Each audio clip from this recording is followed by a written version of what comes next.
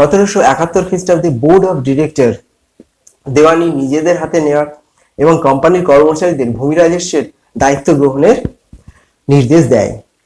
তো এইরকম গুরুদায়িত্ব মাথায় নিয়ে ওয়ারেন হেস্টিংস 1772 খ্রিস্টাব্দে বাংলার গভর্নর পদে যোগদান করেন। তো এই দায়িত্ব পালন করার জন্য তিনি বেশ কিছু পরীক্ষা নিরীক্ষার মধ্য দিয়ে সমস্যা সমাধানের পথ খুঁজতে আরম্ভ করলেন। তো আজকে আমরা ওটাই দেখব যে ওয়ারেন হেস্টিংস বাংলার ভূমি রাজস্ব ব্যবস্থার ক্ষেত্রে কি কি পদক্ষেপ গ্রহণ করেছিলেন। ওয়ারেন হেস্টিংস গভর্নর হওয়ার পর ভূমি রাজস্ব পরিচালনা করার ক্ষেত্রে তার বেশ কিছু সমস্যা ছিল। তিনি কিছু সমস্যার সম্মুখীন হন। সমস্যাগুলো কি কি না, আমরা যদি 1 নম্বর সমস্যা দেখি, সেটা হলো ভূমি রাজস্বের অনভিজ্ঞতা। অর্থাৎ ভূমি রাজস্ব সম্বন্ধে পরিচালনা করার ক্ষেত্রে কোম্পানির আগাম কোনো অভিজ্ঞতা ছিল না। কোম্পানি ছিল সম্পূর্ণ অনভিজ্ঞ। এত বড় বাংলা প্রদেশ, এখান থেকে কি পরিমাণ ভূমি রাজস্ব আদায় হতে পারে, এক্সাক্ট ফিগারটা কি, সে সম্বন্ধে কোনো ধ্যান ধারণা কোম্পানির নেই। দ্বিতীয় যে সমস্যা সেটা ছিল কর্মচারীর অভাব। অর্থাৎ এত বড় প্রদেশে ভূমি রাজস্ব পরিচালনা করার জন্য যে কর্মচারীর প্রয়োজন, অভিজ্ঞ, সেই কর্মচারীর অভাব ছিল ওয়ারেন হেস্টিংসের হাতে। 3 নম্বর, যে কর্মচারীদের দুর্নীতি। অর্থাৎ কিছু যে কর্মচারী ছিল তারা একই সাথে ছিল দুর্নীতি পরায়ণ। ফলে এই দুর্নীতি পরায়ণ কর্মচারীদের দিয়ে কখনো ভূমি রাজস্ব ব্যবস্থায় সফল হওয়া সম্ভবপর ছিল না। এটা ওয়ারেন হেস্টিংস খুব ভালো করেই জানতেন। তারপরের যে সমস্যাটা আছে সেটা ছিল দ্বৈত শাসন ব্যবস্থা, যেটা রবার্ট ক্লাইভ চালু করেছিলেন। এই দ্বৈত শাসন ব্যবস্থার ফলে কোম্পানির অর্থনৈতিক ব্যবস্থা ভেঙে পড়েছিল, বাণিজ্য ভেঙে পড়েছিল। তো এটার সমাধান করার আশু প্রয়োজনীয়তা দেখা দিয়েছিল। ওয়ারেন হেস্টিংসের সামনে যে সমস্যাগুলো ছিল তার সমাধান করার জন্য তিনি কয়েকটা পদক্ষেপ নেন। যেমন ধরো, প্রথম যে দ্বৈত শাসন ব্যবস্থার অবসান ঘটান। প্রথমেই এই দ্বৈত শাসন ব্যবস্থার জন্যই কিন্তু কোম্পানির বাণিজ্য লস হচ্ছিল, কোম্পানির অর্থনৈতিক সিস্টেমটাই ভেঙে পড়েছিল। তো প্রথমেই ক্ষমতায় এসেই তিনি 1772 খ্রিস্টাব্দে দ্বৈত শাসন ব্যবস্থার অবসান ঘটান। 2 নম্বর যে সমাধানটা করেন, যে কর্মচারীদের পদচ্যুত করেন। কোন কর্মচারী? যারা দুর্নীতির সাথে যুক্ত। এই দুর্নীতিপরায়ণ কর্মচারীরা কোম্পানির বাণিজ্যের তুলনায় নিজেদের ব্যক্তিগত বাণিজ্যের দিকে বেশি লক্ষ্য দিচ্ছিল। তাছাড়া ঘুষ, উৎকোচ বা অনৈতিক পন্থা অবলম্বন এগুলো তো ছিলই, যার ফলে কোম্পানির আখেরে ক্ষতিটা হচ্ছে কোম্পানির। তো যে কারণে ওয়ারেন হেস্টিংস এই দুর্নীতিপূর্ণ কর্মচারীদের সাহায্য করেন। এবং এখানে বাংলার যে নায়েব দেওয়ান ছিলেন রেজা খাঁ সীতাব রায়, তাদেরকে পদচ্যুত করেন, করে রাজস্ব ব্যবস্থা নিজেদের হাতে গ্রহণ করেন। তারপর যে কোষাগার স্থানান্তর, অর্থাৎ কোম্পানির যে কোষাগার সেটা ছিল মুর্শিদাবাদে, কিন্তু কোম্পানির যে সদর দপ্তর সেটা হচ্ছে কলকাতা। তাহলে কলকাতা মুর্শিদাবাদ এই দূরত্বের জন্য অর্থনৈতিক ব্যাপারে বিভিন্ন সমস্যা তৈরি হচ্ছিল। এই সমস্যার সমাধানের জন্য তিনি কোম্পানির কোষাগার মুর্শিদাবাদ থেকে কলকাতায় নিয়ে আসেন। তো এরকম প্রাথমিক কিছু সমস্যা সমাধানের পর তিনি লক্ষ্য দেন যে ভূমি রাজস্ব ব্যবস্থা প্রবর্তনের ক্ষেত্রে। তো এখানে তিনি যে ভূমি রাজস্ব ব্যবস্থা প্রবর্তন করেন সেটাকে বলা হচ্ছে পাঁচশালা বন্দোবস্ত বা ইজারাদারি ব্যবস্থা। তো সেটা কিভাবে, কোন পরিস্থিতিতে তিনি পাঁচশালা বন্দোবস্তের সিদ্ধান্ত নিলেন সেটা আমরা একটু দেখব। ওয়ারেন হেস্টিংস এর সামনে যে সমস্যাগুলো ছিল সেই সমাধানের ক্ষেত্রে তিনি দুটো সিদ্ধান্তে উপনীত হন। এক হচ্ছে নিলাম ডাকা, অর্থাৎ ভূমি রাজস্ব সম্পর্কে কোম্পানির কর্মচারীদের কোনো অভিজ্ঞতা ছিল না, তারা ছিল সম্পূর্ণ অনভিজ্ঞ। প্রদেশ, গ্রাম বা জেলা থেকে কি পরিমাণ রাজস্ব আদায় হতে পারে সে সম্পর্কে কোম্পানির ধারণা নেই। তো এই ধারণাটা লাভ করার জন্য ওয়ারেন হেস্টিংস সিদ্ধান্ত নেন যে তিনি জমি নিলামে দেবেন। এই নিলামের দ্বারাই এক্সাক্ট ফিগার, রাজস্ব কত আদায় হতে পারে সেটা সম্বন্ধে তিনি জ্ঞান লাভ করবেন।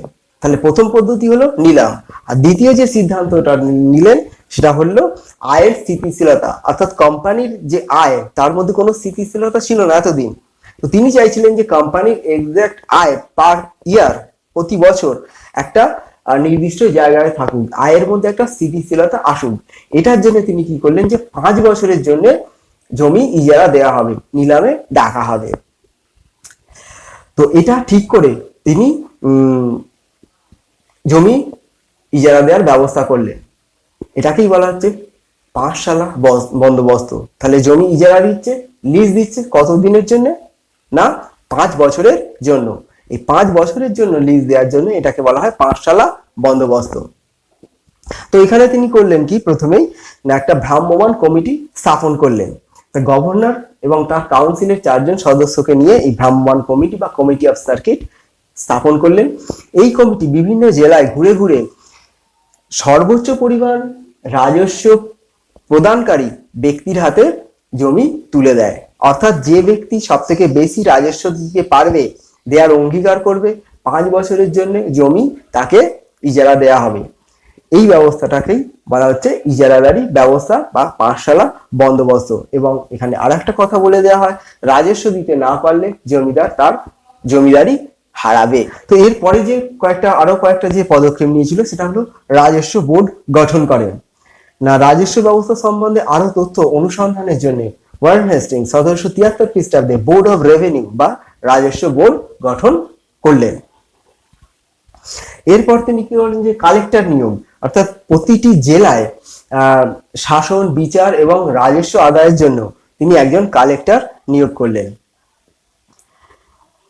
তবে এখানে একটা কথা বলে রাখি যে এর আগেও ছিল যে বিভিন্ন জেলায় রাজস্ব ব্যবস্থা পরিচালনা করতো, তার নাম ছিল সুপারভাইজার।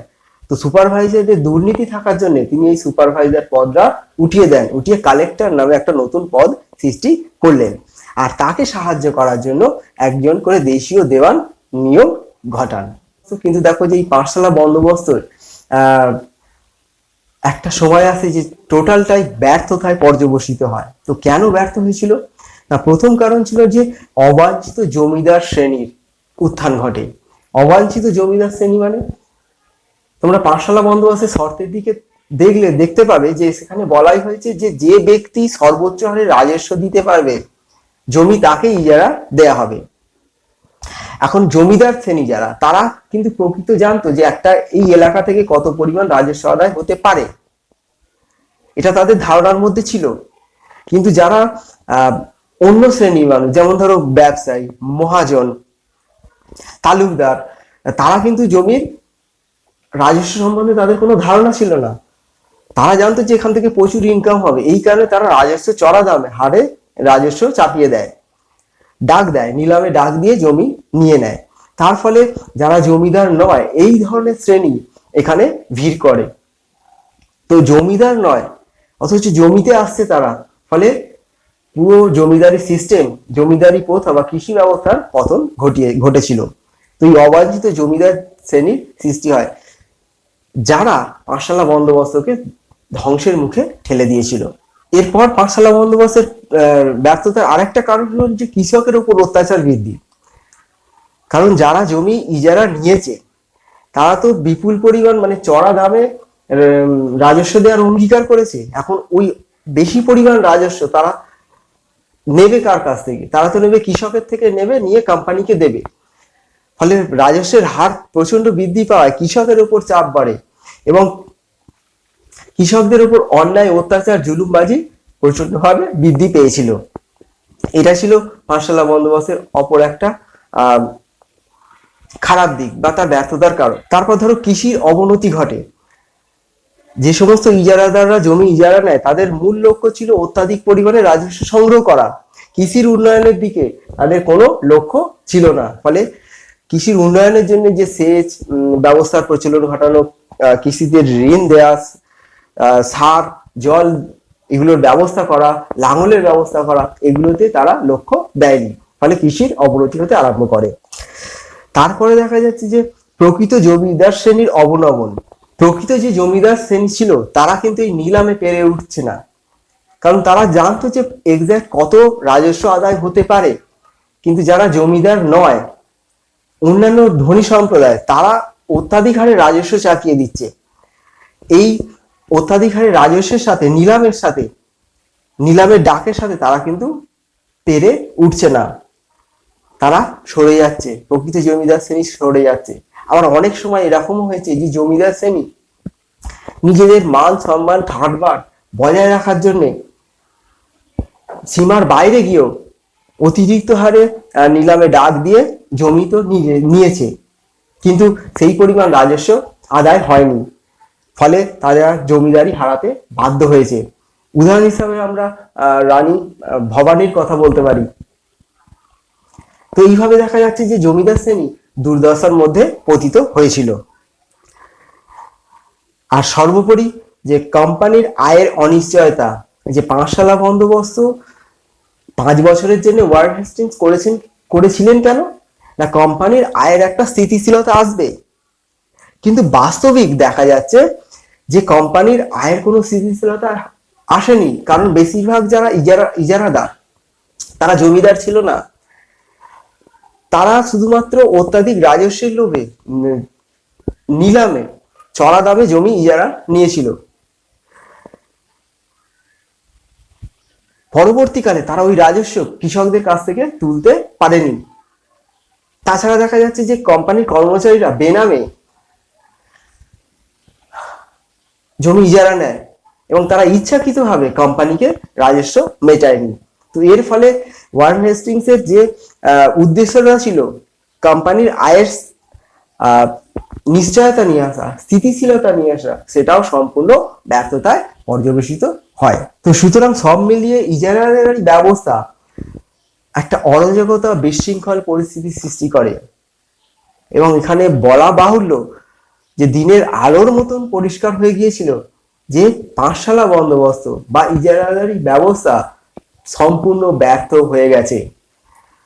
তো এই রকম অবস্থায় ওয়ারেন হেস্টিংস রাজস্ব বিষয়ে আরো নতুন তথ্য সংগ্রহের জন্য 1776 খ্রিস্টাব্দে আমিনি কমিশন গঠন করে। এরপর আমরা আসছি, সেটা হলো যে ওয়ারেন হেস্টিংস এর অপর একটা পদক্ষেপ, সেটা হলো একশালা বন্দোবস্ত। অর্থাৎ এতদিন ছিল 5 বছরের জন্য ইজারা দেওয়া হয়েছিল, এখন দেওয়া হবে 1 বছরের জন্য। তো এই একশালা বন্দোবস্ত আলোচনার আগে আমরা একটুখানি দেখে নেব ওয়ারেন হেস্টিংস কি পরিস্থিতিতে এই একশালা বন্দোবস্ত আর ব্যবস্থা করলো। তো সেক্ষেত্রে আমরা দেখতে পাচ্ছি, দেখো যে এই যখন পাঁচশালা বন্দোবস্তের প্রায় ব্যর্থ হয়ে গেছে, ঠিক সেই পরিস্থিতিতে ইংল্যান্ডের বোর্ড অফ ডাইরেক্টর তারা এক চিঠিতে জানিয়ে দিল যে আপাতত কোনো চূড়ান্ত পরিকল্পনা না করে জমিদারদের সাথে স্বল্প মেয়াদী বন্দোবস্ত করার কথা তারা বললেন, যে কোনো দীর্ঘমেয়াদী নয়, চূড়ান্ত নয়, স্থায়ী নয়, স্বল্প মেয়াদী বন্দোবস্ত করো। কার সাথে বন্দোবস্ত করতে হবে না, জমিদারদের সাথে। এই নির্দেশ ইংল্যান্ড থেকে আসে। আবার ইতিমধ্যে পাঁচশালা বন্দোবস্তের মেয়াদ শেষ হয়ে যাচ্ছে। তো যে কারণে 1777 খ্রিস্টাব্দে ওয়ারেন হেস্টিংস প্রতি বছর জমিদারদের সাথে জমি বন্দোবস্ত করার সিদ্ধান্ত নেয়। এই যে প্রতি বছর জমি বন্দোবস্তের সিদ্ধান্ত নিচ্ছে, জমি ইজারা দেওয়ার সিদ্ধান্ত নিচ্ছে, এটাকে বলা হচ্ছে একশালা বন্দোবস্ত। মানে 1 বছরের জন্য হচ্ছে, সেই কারণে এটার নাম দেওয়া হচ্ছে একশালা বন্দোবস্ত করেন। এবং এই একশালা বন্দোবস্ত টিকে ছিল 1777 সাল থেকে 1789 খ্রিস্টাব্দ পর্যন্ত। ওয়ারেন হেস্টিংস একশালা বন্দোবস্তের যে শর্তগুলো রাখেন সেটা হলো এরকম না, জমিদারদের সঙ্গে জমি বন্দোবস্ত না। এর আগে পাঁচশালা বন্দোবস্তে কি করা হয়েছিল, যে ব্যক্তি বেশি নিলামে রাজস্ব দেওয়ার অঙ্গীকার করবে তাকেই জমি দেওয়া হয়েছিল। কিন্তু এখানে একশালা বন্দোবস্তে বলা হলো যে না, যে এলাকার জমি নিলাম করা হবে সেখানে যদি জমিদারদের থেকে অন্য কোনো ব্যক্তি, যে জমিদার নয়, সে যদি বেশি রাজস্ব দেওয়ার অঙ্গীকার করে, তাহলেও তাকে নয়, জমিদারের সাথে জমি বন্দোবস্ত করতে হবে। প্রথম শর্ত, যে একশালা বন্দোবস্তে জমি বন্দোবস্ত করতে হবে জমিদারদের সাথে। দ্বিতীয় বলা হলো যে 3 বছরের রাজস্বের গড় কে রাজস্ব হিসাবে ঠিক করা হয়।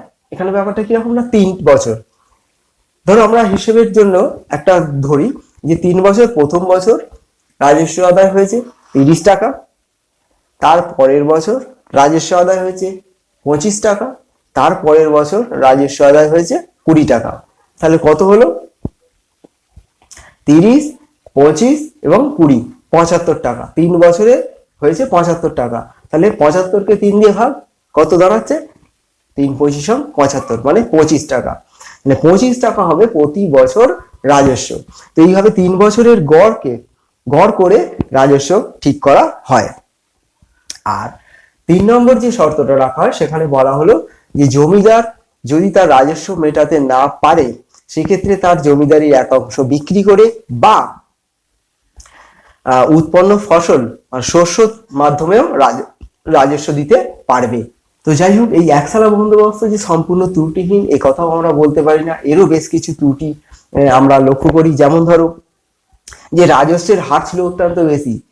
একসালা বন্দোবস্তের যে রাজস্ব ঠিক করা হয়েছিল, যদিও 3 বছরের গড় করে রাজস্ব করা হয়েছিল, তবুও এই রাজস্বের হারটা ছিল প্রচন্ড বেশি, ফলে কৃষকের ওপর চাপ বৃদ্ধি পায়।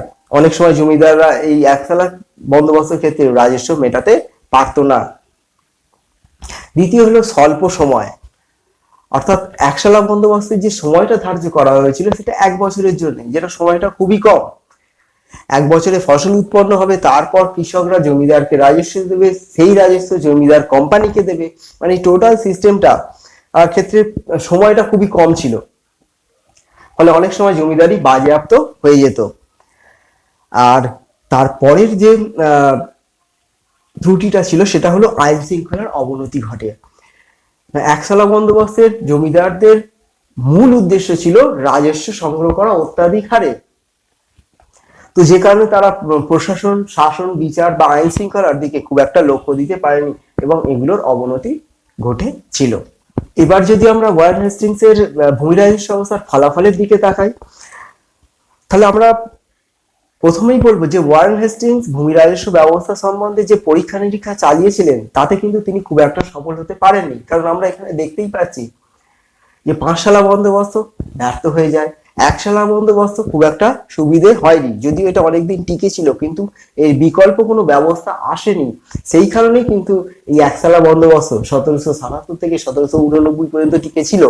তো আমরা যদি ফলাফলের দিকে দেখা যায়, প্রথমেই আমরা বলবো যে কৃষকদের দুর্দশা বৃদ্ধি পায়। তো ওয়ারেন হেস্টিংস যে পরীক্ষা নিরীক্ষা চালান 5 সালা বন্দোবস্ত, 1 সালা বন্দোবস্ত, এর রাজস্বের পরিমাণ এতটাই বেশি ছিল যে সেটা দেওয়ার ক্ষমতা কৃষকদের ছিল না। ফলে না দিতে পারার কারণে তাদের উপর অন্যায়, অত্যাচার, জোর জুলুম হতে আরম্ভ করে। কৃষকদের দারিদ্র্যের কবলে নিমজ্জিত হয় এই ভূমির রাজস্ব ব্যবস্থার ফলে। দ্বিতীয় যেটা বলতে পারি যে কৃষির অবনতি ঘটে, যে একই সাথে যেমন শুধুমাত্র কৃষকের নয়, কৃষকের সাথে সাথে কৃষিরও অবনতি ঘটেছিল। কারণ ইজারাদার বা জমিদারদের একমাত্র উদ্দেশ্য ছিল রাজস্ব সংগ্রহ করা, অত্যাধিক হারে রাজস্ব সংগ্রহ করা, এটাই তাদের উদ্দেশ্য।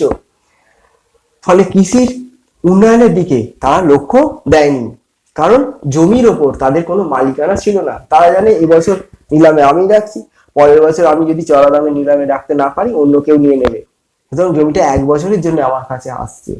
তাই জমির উন্নয়নের দিকে তারা লক্ষ্য দেয়নি। এর পরের যে পয়েন্টটা আসছে সেটা হলো প্রকৃত জমিদারদের দুর্দশা বৃদ্ধি। অর্থাৎ ব্যাপারটা হচ্ছে এরকম যে পুরনো যে জমিদাররা ছিল তারা অত চড়া দামে নিলামে জমি ইজারা নিতে পারেনি। আবার অনেক ক্ষেত্রে দেখা গেছে নিজেদের মান সম্মান বাঁচানোর জন্য চড়া দামে নিলামেতে তারা জমি নিয়েছে, কিন্তু রাজস্ব ঠিক টাইমে মেটাতে পারেনি।